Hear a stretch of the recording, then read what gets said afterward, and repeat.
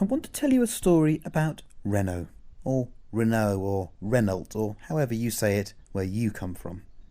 Renault has always been best known as a maker of affordable, interesting cars. But about 4 years ago, the world changed for Renault. It came under enormous pressure from emerging Korean manufacturers and the unstoppable efficiency of the VW group. Sales struggled and it needed to redefine itself. Tapping into the demand for increased efficiency, it hedged its bets on electric power. And in 2009, Renault CEO Carlos Ghosn said, "We're putting our chips and we're putting our investment and we're putting our efforts behind this belief that now is the time." So now is the time. This is the new Renault Twizy with its 17 horsepower electric motor weighing 465 kilograms and, wait for it, capable of 0 to 28 miles an hour in 6.1 seconds.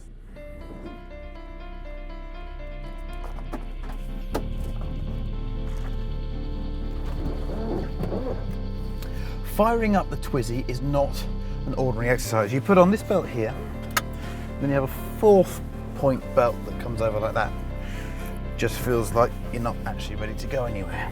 Then you take your key, which looks just like a sort of Clio key, but it's got nothing on it, no markings at all. All the sci-fi outside and you get a rather ordinary looking key. You plug it in the hole, like this, and you turn it round. Your dashboard lights up and tells you that you've got a bit of battery left. You then press D for drive.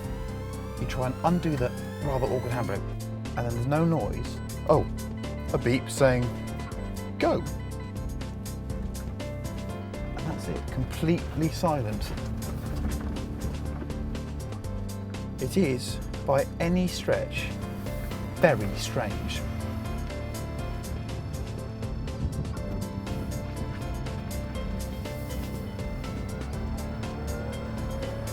Then you just pull away with so little noise. The whole thing seems a bit bizarre. Okay, start from the top. It's not very fast. 0 to 28 miles an hour in 6.1 seconds may sound impressive, and it does kind of get going, but by the time you reach about 35 miles an hour, 40 miles an hour, it doesn't really want to accelerate an awful lot more.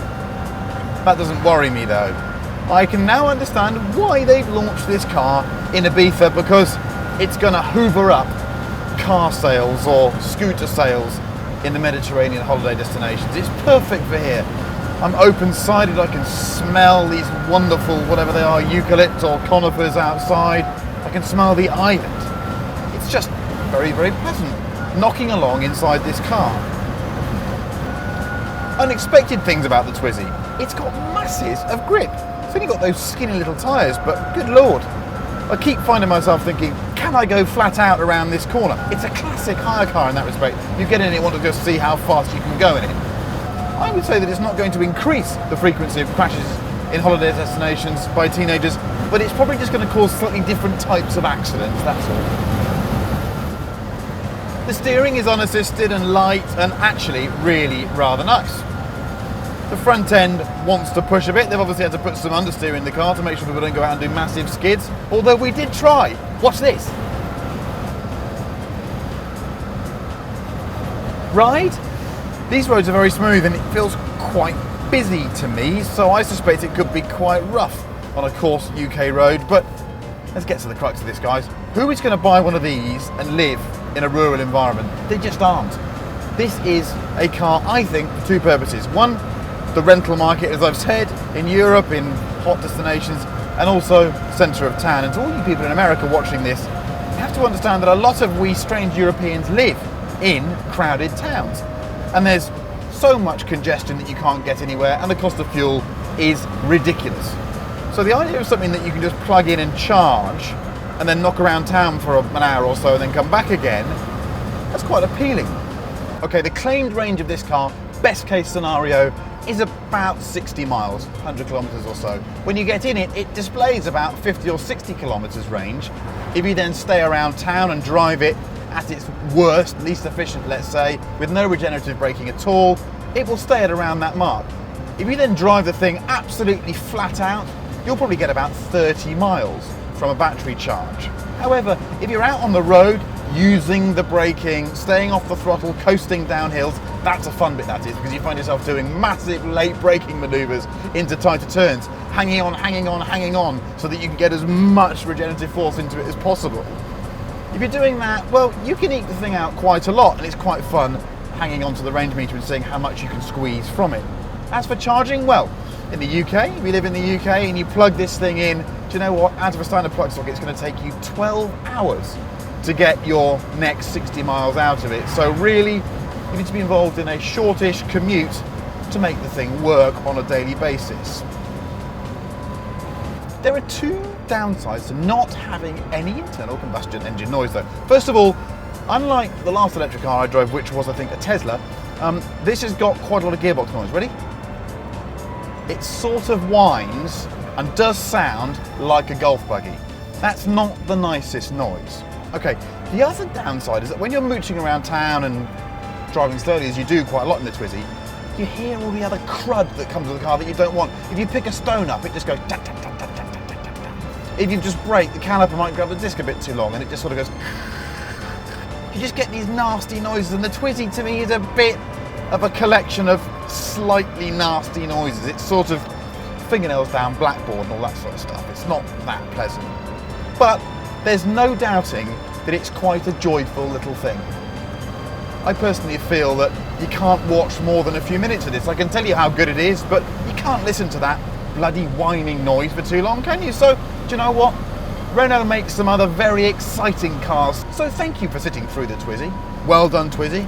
You're more than good enough for what you want to do, and you're quite funky. But Renault make much more exciting cars, like this one.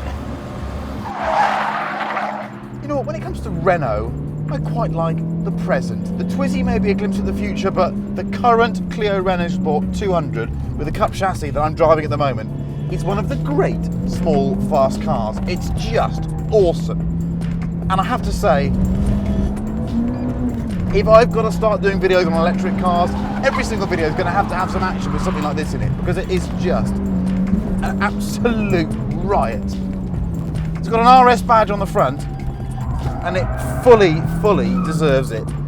It's just a lightweight, very focused hatchback. It's got a beam axle at the back, so it's not the last word in sophistication, but it just absolutely cuts to the essence of what fun driving is all about.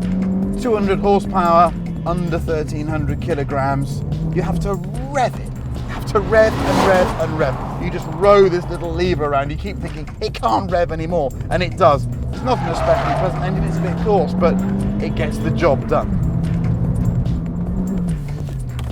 There's quite a lot to celebrate about the Twizy, I'll give you that. It's an electric vehicle. It has much lower emissions than this car. Electric cars are, whether we like it or not, a part of our future, but it's completely a-emotional. And you only remind yourself just how a-emotional the car is by driving something like this. This is a proper little European hothead.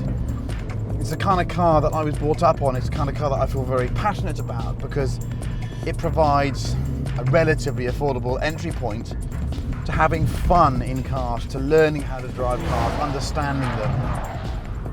I'm not sure that these electric vehicles can offer that. I'm not sure that the electric vehicle really offers that as a future. It's completely noiseless.